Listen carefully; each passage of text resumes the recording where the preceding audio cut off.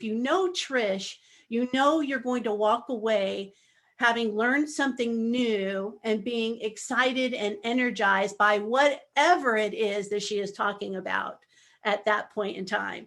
So I would like to formally thank Trish for joining us. And I know you're super busy, and I do appreciate you being here today. The Shannon Tipton, thank you so much for inviting me to the coffee chat. I'm really excited to be here today. And you were talking about in sort of the green room before you officially turned on the recording, like, this is really coffee chat. Like, we're sitting here, people have video off in some cases because they're eating lunch or maybe even catching up on breakfast, depending on where they are in the world. And everybody's got perhaps a beverage of choice.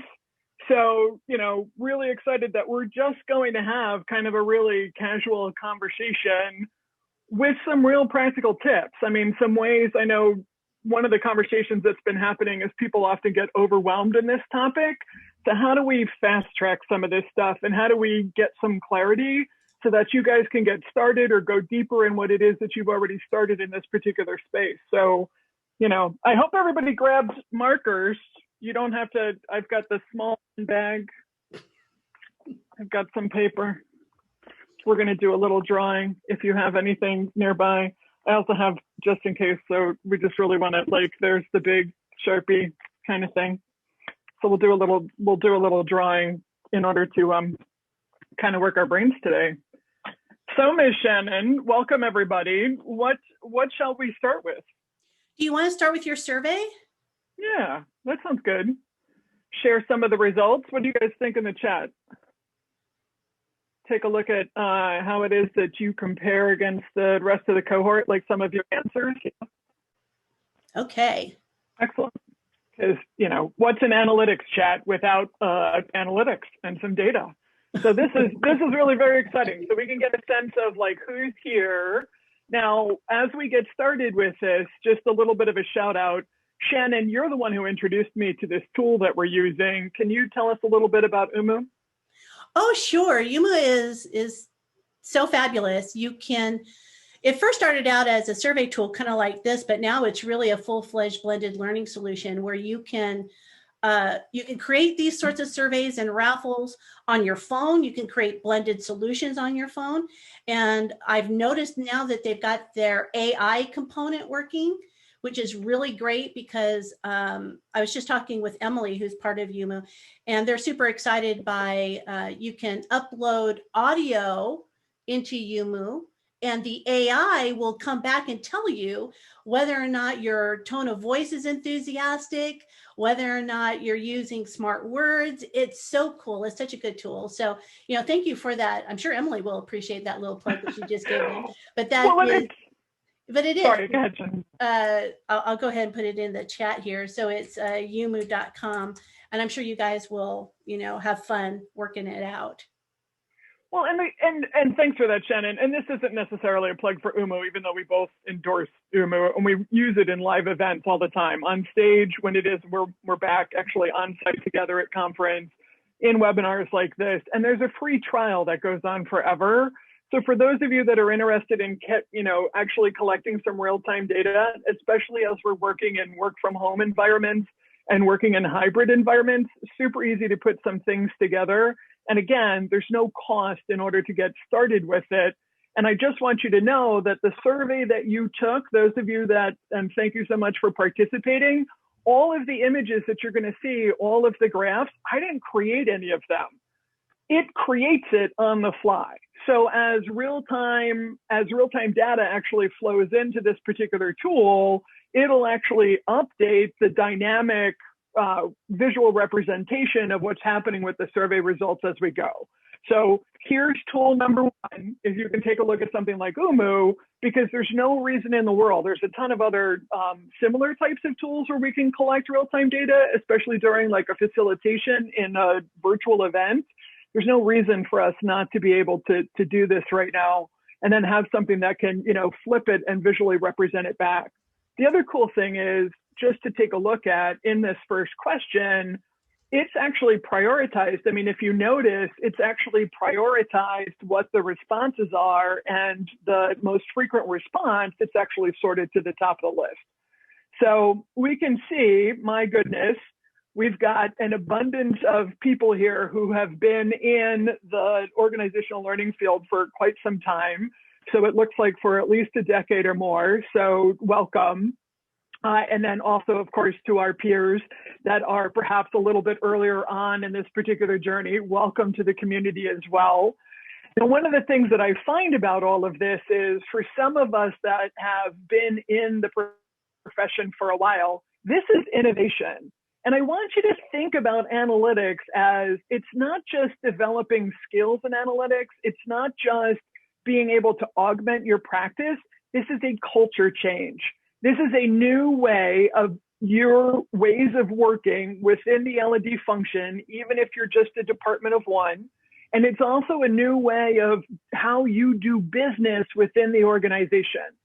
So recognize what that is. And to give you an idea of timelines, right? So to get some clarity out of this sort of overwhelm, especially for those that are getting started or pretty early in this journey, building out this capability and making this culture change really stick within an organization usually takes about 2 years.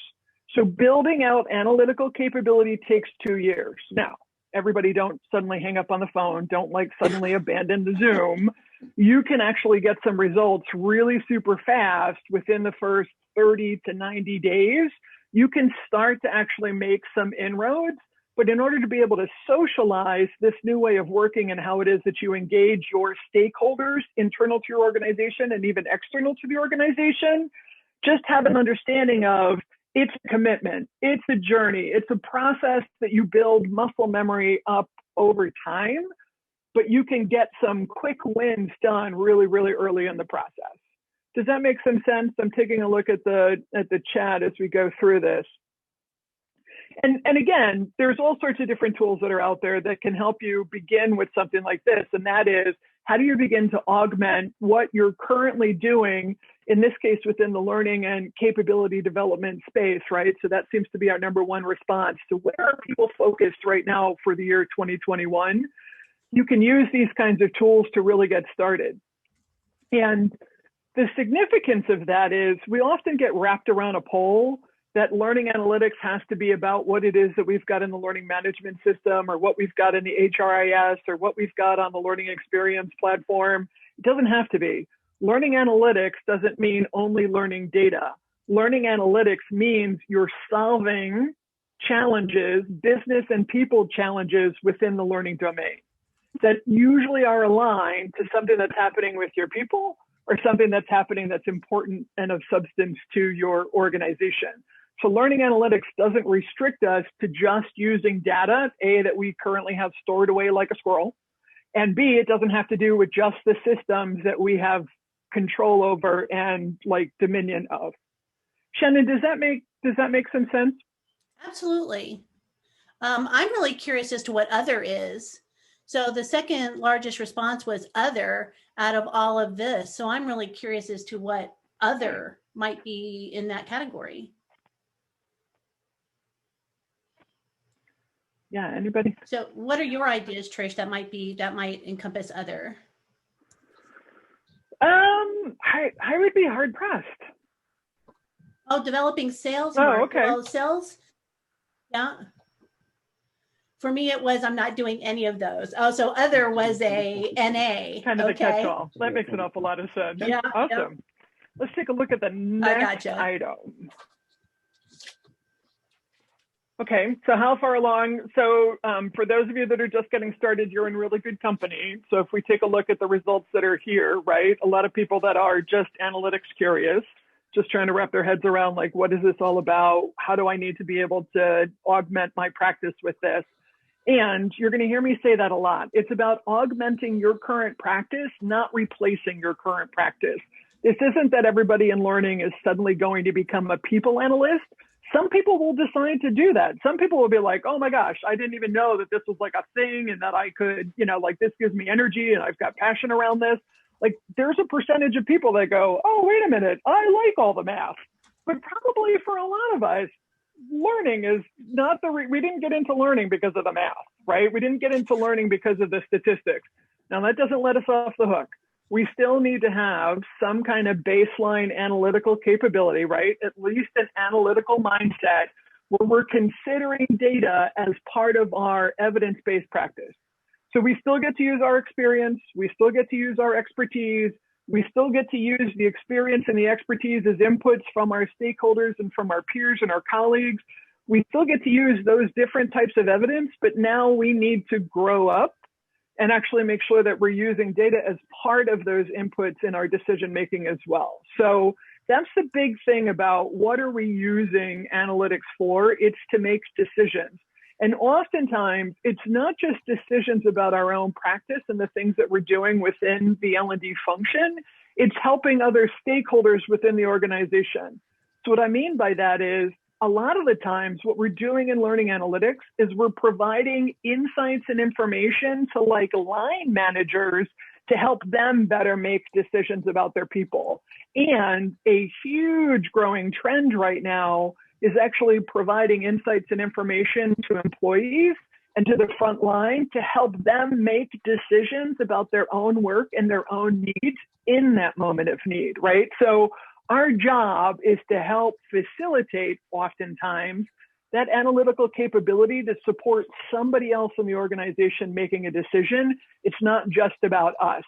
And that's one of the biggest things to kind of get past is we really have to look beyond our function and how is it that we use data and analytics in order to be able to help inform other people so that they can make better people decisions, especially when it comes to people development. So I'm taking a pause here for a moment here, and I'm taking a look at the chat. While you look at that, I'd like to make an observation. Sure. When we went back and we asked the question, how long have you been around? Right? A lot of us have been around the block a time or two, or 10 or 15 or 25 in my case. And I think that we should feel comfort in the fact that if we go back to this stat here, which was what do we all want to do? We're all focused in the same direction, but mostly is, look at this. We've got almost 60% of the people who are here who have been around the block a lot of times. We're all still new to this. So it's not that you're new to the industry and new to this concept. Some of us have been around for a while and we're still trying to wrap our head around, learning data and learning analytics. So I think that there's a comfort here in being able to say, you're not alone. Yeah, and you're not only not alone, and I would also say that there's a growing urgency to get on this train and really get moving in the right direction. But as Shannon said, you're not alone. And you should also know that there's a rich history. We've actually had analytics as a practice for more than a couple of decades now. It's just been a matter of adoption. And actually, Denise, you just said something really great in the chat where you were talking about the old ASTD HPI model, which is still relevant today, which, as a matter of fact, was originally created with ISPI, with the International Society for Performance Improvement. So the old ASTD human performance improvement, the HPI model, was actually created in collaboration with ISPI, the International Society for Performance Improvement. And we might think of that under another name, which is performance consulting. Analytics is performance consulting. It's just a way of now being able to leverage the rich and abundant data that we now have flowing through our organizations that we can tap into. Again, it doesn't just mean data that we collect as part of a training or a learning solution, but how is it that we can tap into that river of data that's flowing through our organizations to get better insights, to better perform or inform a performance improvement model, right? So if you go back and take a look at, or if you've got a background in any kind of performance improvement and performance consulting, you are very well positioned for being able to continue to leverage and enhance your analytics practice. So yeah, this is really great. So the item that you've got on here, this is where people are strong. And I thought that this was really interesting, that people are really strong in privacy and data governance and access to resources. And let me just take the privacy and data governance piece for just a moment here, because I want to take us back in the chat room. Okay, everybody, fingers on keyboard for a second here. What do we mean by data? Like in the chat, what's an example of data? Like what is something that would be considered data? And I'm monitoring the chat here closely.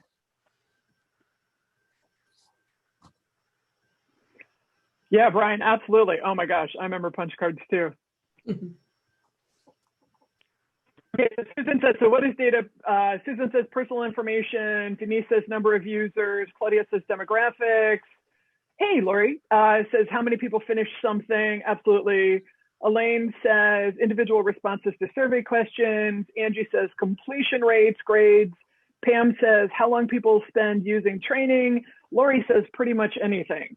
Now, Lori's got it exactly right, because here's what I really want you to think about right now.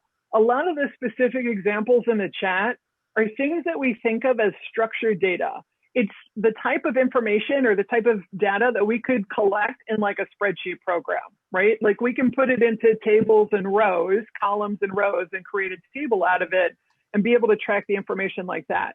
But that's structured data. What we've now moved into is we've moved into unstructured data. So when we think about privacy and data governance, other types of data right now are media, like the media that we're actually creating in this recording right now. Video is now data. Audio is now data.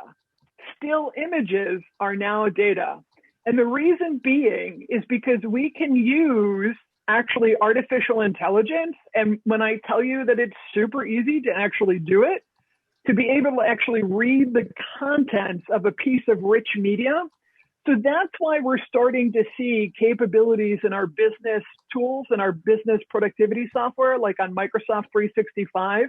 The whole reason now, like where you can go into Microsoft Teams, and I think Shannon, did Zoom introduce this recently, where you can now have like, you know, like you're in a meeting, you're in a training event, and like Microsoft Teams can actually transcribe the actual unfolding of the conversation that happens in that event as it's happening. Do you guys know what I'm talking about? Yep. And I don't think that Zoom has that capability yet. So that's all data. So it doesn't, the way that the artificial intelligence is actually transcribing what is said during the actual conversation that happens during the event isn't limited to just doing the transcription while it is that the event is occurring. You can now take a piece of media, like a video, and you can actually apply artificial intelligence against it in order to be able to generate the transcription for that video. And that transcription of what was said can actually be analyzed. So I want you to think about any media that you produce right now as also being data. And the reason why this is really important is because then it starts to make sense about things like, you know, when we're doing something like recruitment. Now, I know most of the people here on this chat today aren't doing recruiting, but I want you to think about this for a moment and the number of organizations that are starting to use artificial intelligence and like video interviews as part of informing their recruitment process. That's data. And that data has special handling requirements and legalities in different parts of the world, including here in the state of Illinois. So as a matter of fact, there was just a class action lawsuit against Facebook here in the state of Illinois because Facebook used images of people that people, of course, you know, participating on Facebook. They use that as data in order to be able to train their artificial intelligence algorithms. That's why when you go on a platform like Facebook and it automatically looks at a photo and it goes, oh, wait, that's Trish Uhl with Shannon Tipton in, you know, downtown Chicago. It's using artificial intelligence in order to be able to take a look at the contents of what's in that media. And so when we think about data privacy and we think about data governance, we want to make sure that we also do due diligence around the robust media that we're collecting and the way that it's being used, where it is that we're storing it, just like we would with any other private, you know, information that we tend to think of as being private. we wouldn't necessarily go out and just, you know, to a third party, give over our employees' social security numbers as an example. But we also don't want to necessarily trust to a third party photos of our employees either, because again, if the right security protocols aren't available in that other domain, then they can be hacked, and that can actually be used as data, just like any other kind of sensitive or private details. And a last bit on this before I stop. So here in Illinois, we're the first state in the United States. We've had a identity law on the books since 2008 that talks about that media, photos, video, sound, all of those things are personally identifying information. And so it's under special sensitivity as far as the way that you handle that personal data here in the state of Illinois. And we've got some other states now that have now adopted that same law. It's also under GDPR in the UK, in the European Union. So that means special handling. So everybody here, number one, wants to make sure that there is a common understanding in their organization and their function about what data currently is and what constitutes data in an organization now. And number two, you want to make sure that you've got sort of a data governance council. So even if you're an L&D department of one, who in the organization or even outside of the organization can be part of your governance council, so that when you've got an idea about an analytics project or even storage and capture of data, like you've got people to talk to with different perspectives to help stay not only with ethical practice, but also making sure with regulatory and legal practice. Does that make some sense? Mm-hmm. Absolutely. Because a lot of organizations now that are doing this whole thing of having employees shoot video of each other doing things, or we were doing that a lot when we were on site, and then taking that media and publishing it out to like a third party, that's all data. No. That's all I'm data. saying no, because here you can't do that. Right, exactly. So that's you can't do that because you don't have permission. You don't have the right, without permission to act.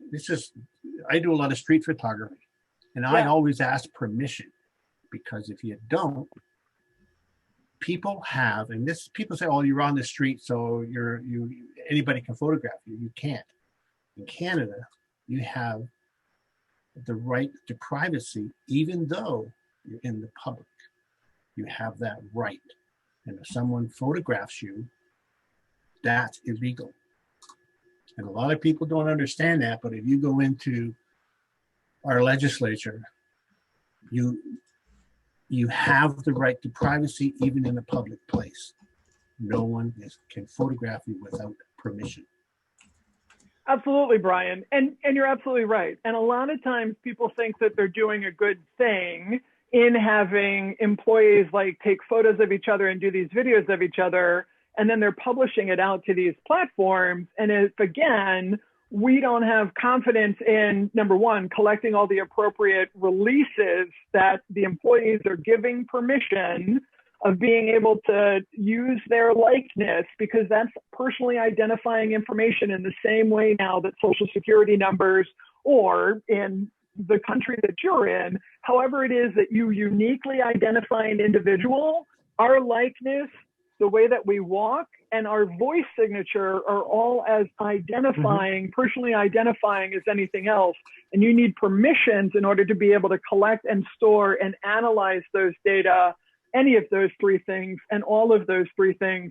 And then you also need to make sure that that media is stored in a secure location, including third-party vendors that you're working with, to make sure, because if somebody were to hack that and be able to access all of the likenesses or many of the likenesses of your employees, that's a breach of security. And that has legal liability. That's got potential legal liability and risk exposure to it. And a lot of people don't know, because when we think about data, we think about columns and rows. I mean, maybe the cops are looking for you. Yeah, we don't want anybody looking for us. That's for sure. That's for sure. And we could have a whole separate conversation on privacy laws, right? That's a whole hour in of itself. Yes. And it's, yeah, and thanks for indulging me on that. The last quick thing on that is we also often tend to think of data as the quantitative stuff, right? Something that we've counted, something that has to numeric data, right? Numerical data. But qualitative data, right? Like our comments in the surveys or the evaluation forms that we collect is actually where prediction is. When you get into or want to get into predictive analytics, it's actually qualitative data where the predictive algorithms lie. And then you wind up using the quantitative data, the numerical data, in order to help with part of the validation. So don't discount the qualitative data. And I know a lot of us have, right? Like we probably have a ton of spreadsheets and LMSs and CRMs and survey software and whatever that has a lot of like rich text data where people filled in comments in an open field. That constitutes data as well that we can analyze for all sorts of different insights. Awesome. So where would we benefit from improvement? Shannon, what do you think about this? Oh, I think that this is really interesting. So let me take another look here. So we got measurement and evaluation maturity with reports, dashboards, and data visualization. So what I'm curious about here is when we think about measurement and evaluation maturity, are people thinking butts in seats measurement and evaluation maturity, or are they really thinking about performance data and how performance data can take us to the next level, right? And I think that sometimes we get those two concepts conflated or confused. Okay, define maturity. Yeah, it's a really good question, Brian. So I would say there's a number of different ways of defining maturity in this particular case. The way that I have in my mind is, are you using measurement and evaluation in order to prove that you have the right solution, or are you using it in order to improve and ensure that you have the right solution? And a lot of times, now look, all right, this is going to be like real talk right now, right? So I want everybody to like really like be here. Many of us, not myself actually, but many of us in the industry actually have a background. We came to organizational learning, workplace learning through academia, right? So many people have, especially when we're talking about a cohort or a group of people like we have today that are seasoned professionals that have been in this practice for a long period of time. Many people have academic degrees. What did you have to do in order to earn your master's or even your doctoral degree? You had to defend your solution. You had to defend your research. And so what winds up happening is, and this has been, that defending has actually been something that's entrenched in the L&D culture, like around the world and workplace learning around the world. So a lot of times we get into analytics and we're looking at using that as a means of being able to point to a solution that we've already implemented and then proving that we were right. That's not the game. That's the wrong, it's completely the wrong focus and the wrong way to look at it. And I know that there are an awful lot of people out there that are reinforcing that paradigm. It's the wrong way to think about it. What we want to think about is, over the many, many decades that we've had measurement and evaluation, of course, and we've had really great practices for decades. We have often used measurement as a look back, right? We've used evaluation as a way of getting, a summative. We got to the end of something, and then we made a decision on whether or not we wanted to invest the resources, money, effort, time, in order to be able to do a retrospective impact study to see if it worked or not, right? And now, so that's a lagging indicator. That means that we got all the way to the end of something. And then when we got to the end, like let's say we did a leadership development program for like 3 years, and now we're going to do an impact study to see if that actually hit the mark or not. We can still do those things and they have a place.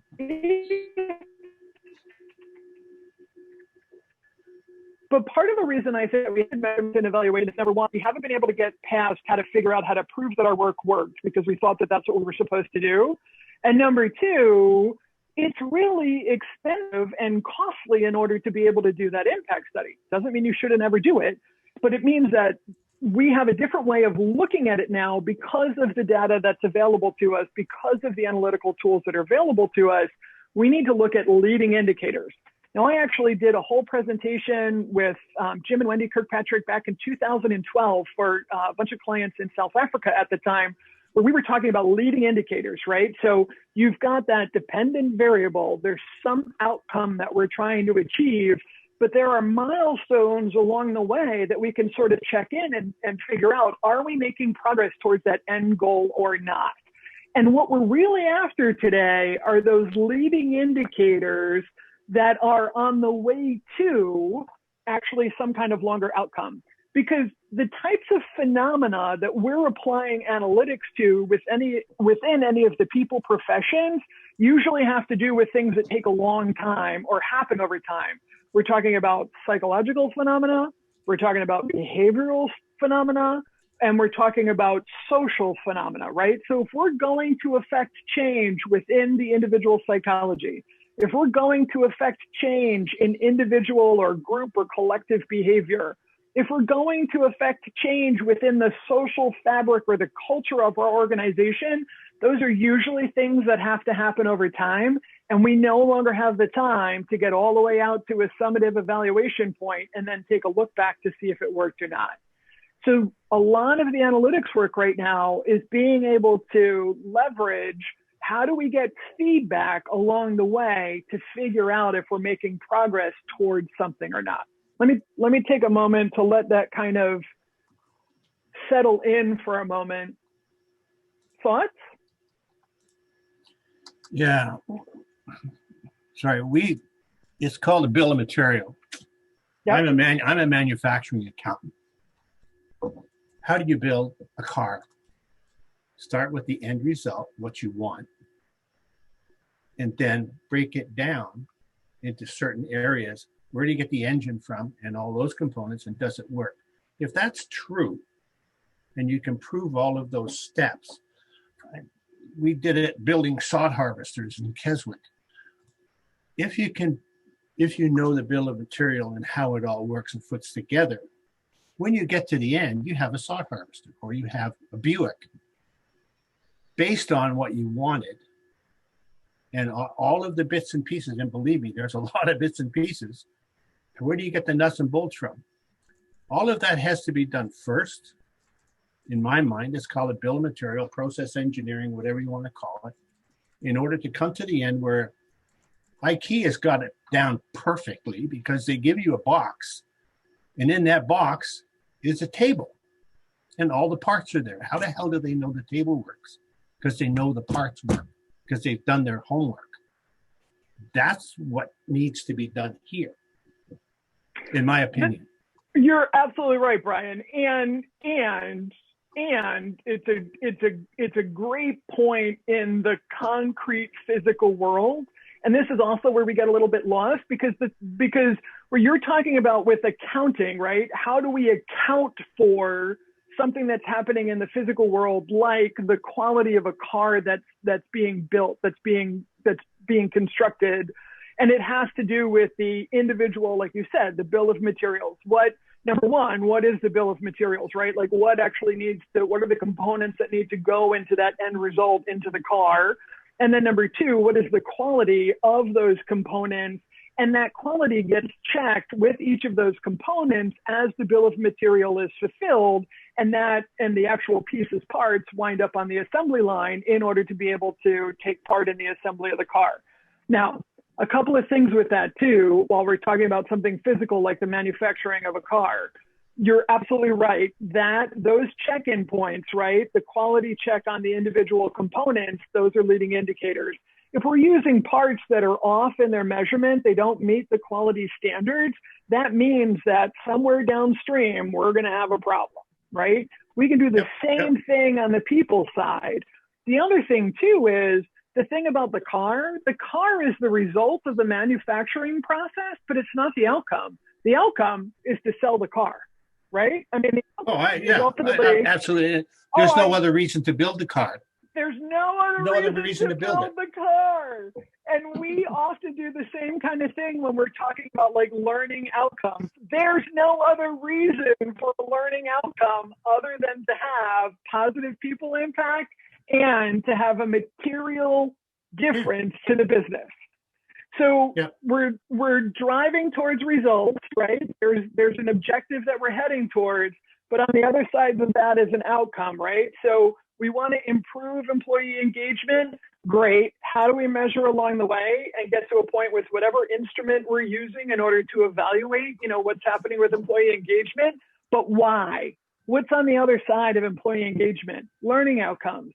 If we're trying to measure transfer of learning, like if we offered this training, right? And then we can measure progress of people actually applying what they learned back on the job along the way.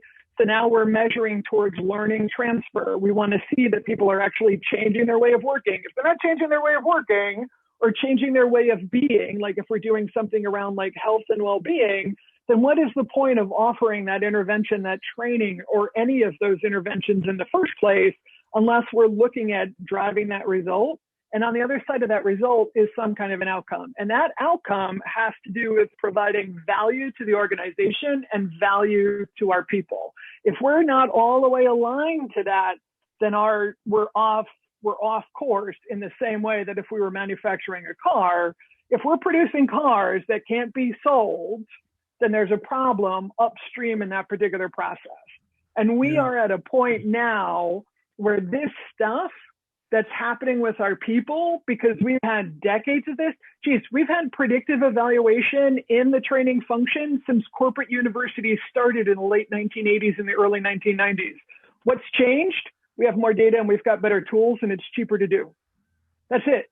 But that in the same way that Brian knows the bill of materials that goes into the manufacturing of a certain automobile, we actually know those same sort of bill of materials that goes into producing some of the biggest outcomes that we're trying to drive within the learning function. Well, and I think that this leads nicely into the next area here within your survey, which is the biggest challenge or frustration, right? It's like, what gets in our way? What are the barriers, and the top result here, or one of the top statements, is I don't have a strong process in place. Oh, okay. Right. So we can't analyze the data if we don't have a process in which to collect qualitative data. So Trish, I'd like you to talk a little bit more about what this means, about what you're seeing here on the screen as far as what some of the people's challenges are. Well, thanks, Shannon. So first, for a quick check-in, I'm seeing a couple of comments in the chat. Is this helping provide some clarity? So have we muddied the waters? or do you have it just reaffirms what I'm doing, what I do. When I go talk to a small business or somebody about making a video, they don't know where to start. My job is I remove the daunt, teach them how, treat them properly like intelligent people, and then we go and shoot the product. And it's really it's that simple. What do you want to do? I gotta sell this to my client. Okay, why? Mm-hmm. So if you get the people, if you treat them properly, and in the businesses I was in, we had great healthcare, we had great insurance, the pay was good. Employees were happy because they liked to come to work there because they got a good paycheck at the end. And every time a harvester went out, we had a party for the people to say, this is what you did. This is going to Argentina or wherever. And your name's on it. Nice going. And that alone was worth, I don't know how many dollars an hour, but if you treat them properly and give them respect for what they do, they'll work their ass off for you. And they did. Well, and Brian, you're hitting on something where there's psychological, there's a whole bunch of empirical research on that, right? So we humans resonate with progress. We need to see progress.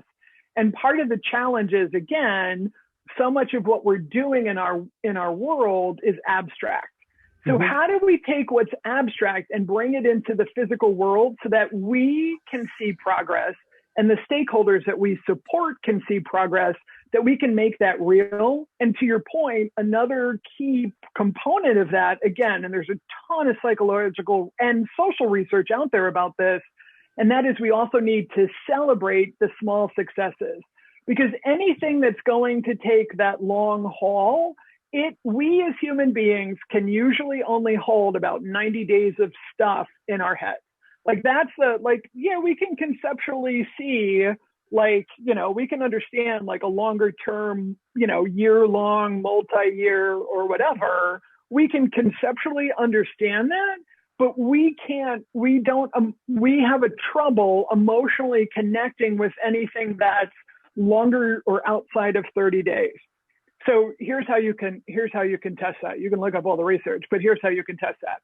So one of the things that I do and have not done recently and need to get back to is triathlon training. Now, to get ready for a triathlon is over a long period of time. And so I have to be able to manage, like many of us do, any kind of long-term goal that we have. We usually have to hack our short-term immediate environment, right? Like we have to break it down into smaller chunks. And so the smallest unit of what I need to pay attention to, so if I'm going to take a year, let's say, to get ready for the next triathlon, then I need to know, what am I going to do today? Am I going to put on my running shoes and go out in the snow for a run? Or am I going to walk into the kitchen and go eat the cookie that shouldn't be there, but the cookie is there, right? So what am I going to do, right? Am I going to lace up my shoes and go for the run? Or am I going to go eat the cookie? Now, here's the problem, or here's the challenge that we have as human beings. It's called hyperbolic discounting.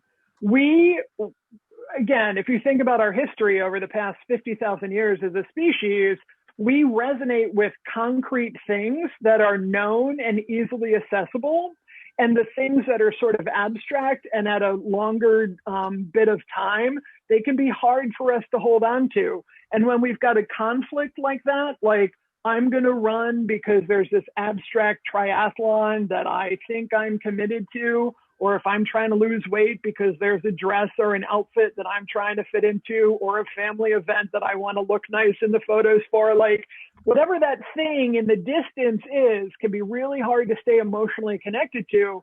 And the cookie in the kitchen is really easy to get to because of hyperbolic discounting. That's what's happening with these efforts that we have in our organizations. So how do we, again, map these things out? We can still have long-term effects that we're changing, psychological, behavioral, and social. And we need to go ahead and put a stake in the ground and say, okay, well, this is the point at which that we're trying to reach, right? Like if I'm trying to prep for a triathlon and you're trying to improve employee engagement, there's a line in the sand. Well, when? Like over what period of time? Because that's another thing psychologically we as humans need, is we need a deadline. And then how do you then work backwards in order to break that down into manageable, at least 90-day chunks in order to prepare, because we can emotionally connect with those 90 days. And then how do you help hack your environment and other people's environment? What do I mean by that? I mean, I have to lay out my work clothes, right? I have to make my workout clothes and my sneakers as easily as available to me as the cookie in the kitchen. I have to do things like not have the cookie in the kitchen, right? So if I want to make different choices, I have to look at the things that I want to add to the environment and things that I want to subtract from the environment. So let me give you a quick exercise to try on with this, because again, we often have all of this stuff in our heads and we need to bring it into the physical world so that we can not only look at it ourselves and consider it, but then also share it with others. So I want you to grab a piece of paper and a favorite marker or a bunch of markers, and we're going to draw very quickly what's called a fishbone diagram. And you've probably seen these before. They're also called an Ishikawa. They're also called a cause and effect diagram. but you're just going to draw like a horizontal line with like a big old arrowhead at the end of it, just like this. Can you guys see that on my camera? Okay, so get that far for a moment here. And then you're just going to draw like fish bones have bones. That's funny about fish bones. So I'm just going to draw like 4 main bones on my little fish here. Can you guys see? All right, so do that. Now, here's how a fishbone diagram works, and here's how a fishbone diagram can help you bring the abstract into the physical world. So the arrowhead is the head of our fish, and the head of our fish represents the problem that we're trying to solve. So for you, it might be, how do we improve employee engagement? For some of you, it might be, how do we ensure learning transfer? For other folks, it might be, how do we make sure that we're upskilling or reskilling on the right things? So I want you to think about a question, right? Like, what is a question that you're focused on being able to answer, where if you had the right data that could provide the right insights would help inform your decisions around addressing that question. And then when you come up with your question, I want you to write it just right over here by the head of the fish, because in the fishbone diagram, the head of the fish is the question or the challenge that you're trying to address. So I'm going to work on learning transfer, right? How do I know who most likely is or isn't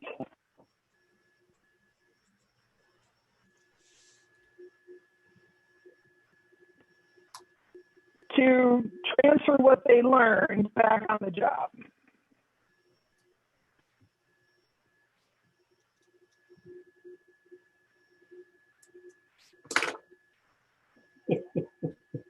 Okay, see my head of the fish? Perfect. Everybody? And you guys have you can have your own question, or you can play along with me. And I'm going to ask you, nice. Okay, all right, so play along with me here. Now, we can go all the way back. We can go decades back. Do we know what needs to be involved in learning transfer? 271 different things that we can do in order to impact learning transfer. 271. Now, what I want you to do for you, and you don't have to share your fishbone diagram. I will give everybody an opportunity to do a gallery walk in a moment here for anybody who wants to share, but you don't have to. But I want you on the main point, like, okay, so in the chat I'm looking at, like, what is one main area where we could make improvements in learning transfer that we know from empirical research works? Where do we know?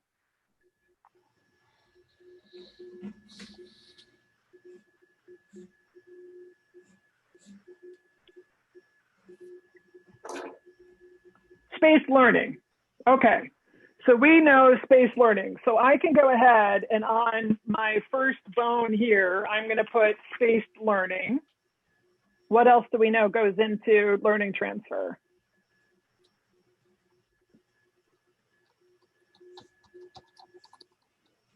Formal learning sessions, have them practice. Yep, practice application. Feedback, I'm going to put on another bone. I'm going to put feedback. What about involvement of people? Social learning, right? So we might have social learning. I'm going to put that on another bone of my fish. So I've got 3 bones on my fish with a kind of a primary label there. We could offer coaching. We could have them apply at work. They could have an accountability partner. What about their manager? What about their manager being involved? Do you remember this? I'm going to put, for my 4th one, I'm going to put manager.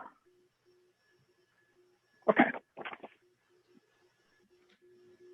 That's what my fishbone diagram begins to look like right now.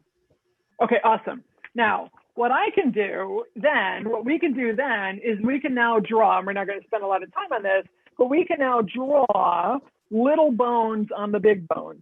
So Lydia, and hello Lydia, we can go ahead and put, like Lydia just put manager involvement. So Lydia, when should the manager be involved in order for us to be able to help most likely, right? It's going to help us aid in who most likely is going to be able to transfer what they learned back on the job.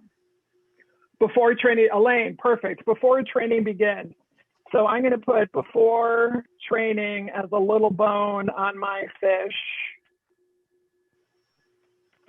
Okay, somebody else put feedback. When is it that we might be able to give people feedback? Like, when do they need feedback? Lisa, we could also do manager before, during, and after. So I could have little bones on the manager one. Oh, Lisa, you're saying feedback before, during, and after training? So I would do like a separate little bone for each one of those. So before, during, and after. See how my little fish is shaping up here?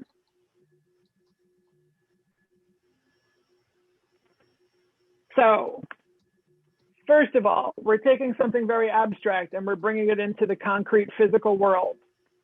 Second, we're using our brains in order to take words and turn them into pictures. How many people here have ever played like Pictionary or Telestrations, right? And it can be a hoot. We get a big kick out of playing that with friends and family because our brains love that stuff. Our brains love flipping words into pictures and pictures into words. So use visual representation and bring out, I was terrible because I only used my black marker here and I've got all those other markers that I showed you at the beginning of this.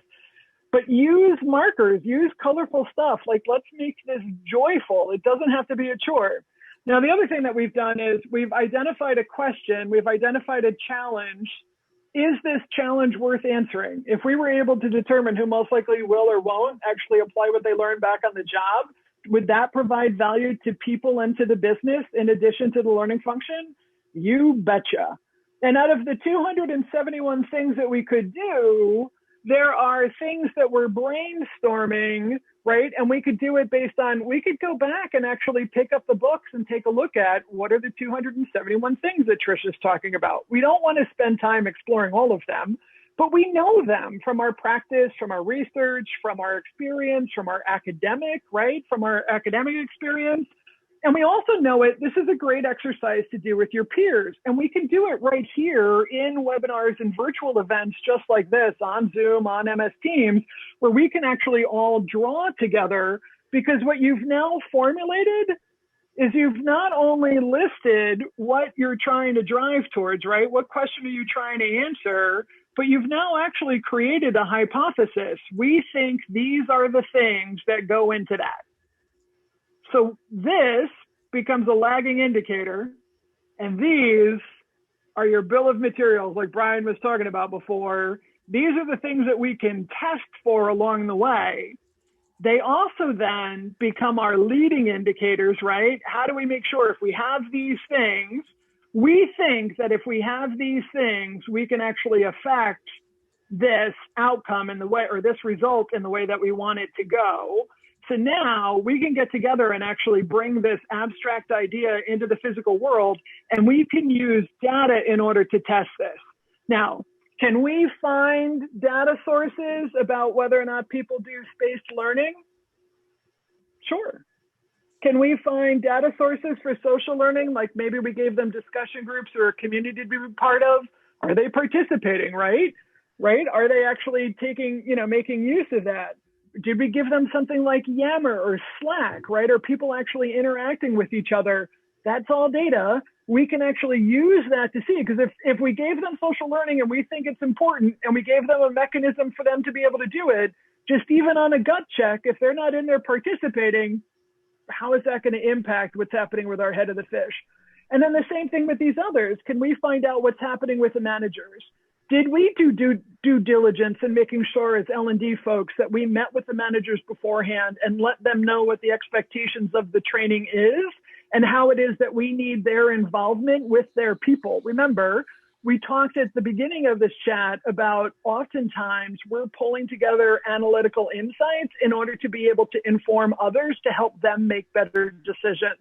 In this case, we can use analytical insights in order to be able to help our managers better understand how their involvement is so critical to the success of their people. And oftentimes we show up to conversations, especially in the virtual world, and we don't have pictures.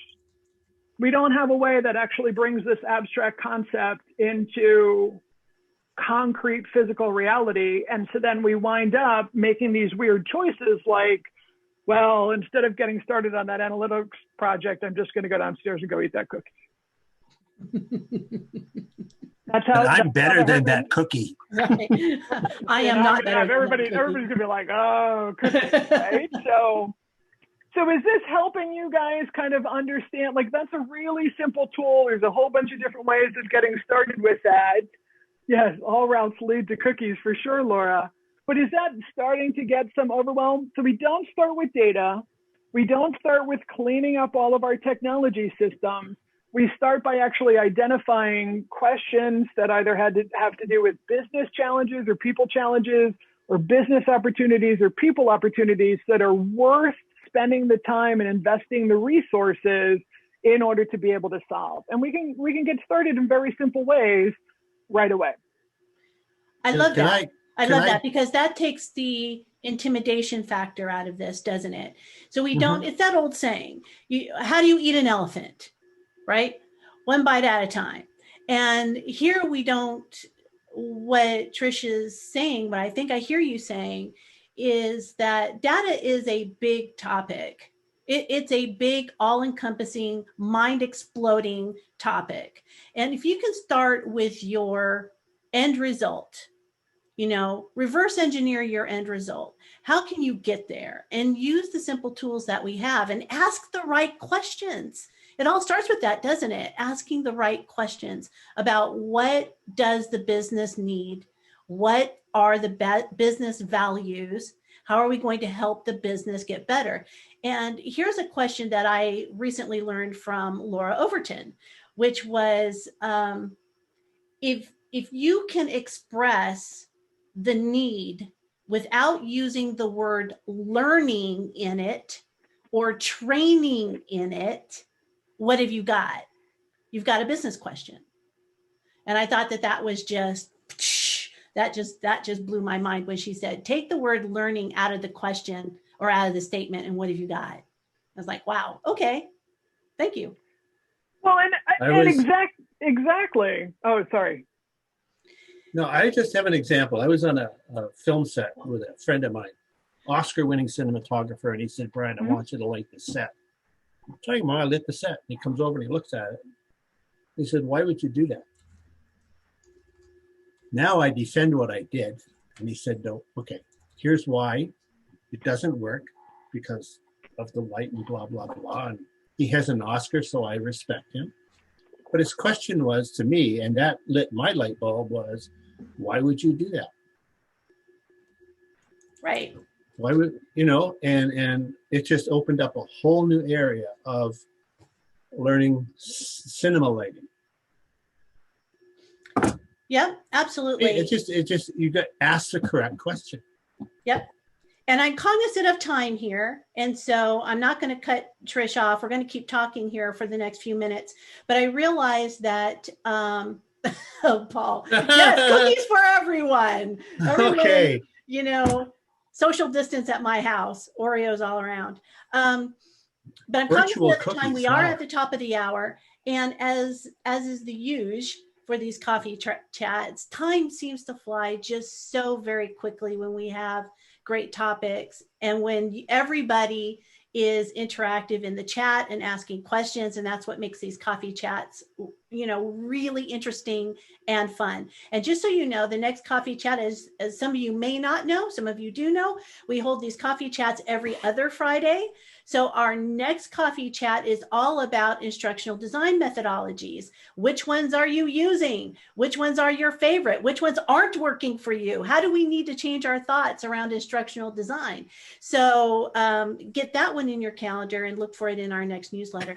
So I got to talk to my daughter. Go ahead, and we're going to continue talking. If you need to drop off, I understand that you need to drop off, but I wanted to formally thank everyone who is new. We welcome all the newbies and oldies and all of my friends that I see here every other Friday. Thank you so much for your time. But Trish, I know you had a closing thought here. Yeah, I've got a couple. Shannon, do you have the HR Zone website handy by any chance? Do you have that link? Yep. Can we pull that up? I just want to give, so here's the thing, guys, is again, oftentimes when we think about analytics, we get stuck on thinking about the data. It's not about the data, it's about the questions. What's going to happen and what's continuing to happen is that we're getting more and more tools that are more and more sophisticated and better than us as humans to do the actual analysis of the data collected, right? We're getting more and more of those tools and access to those tools that's automating that process.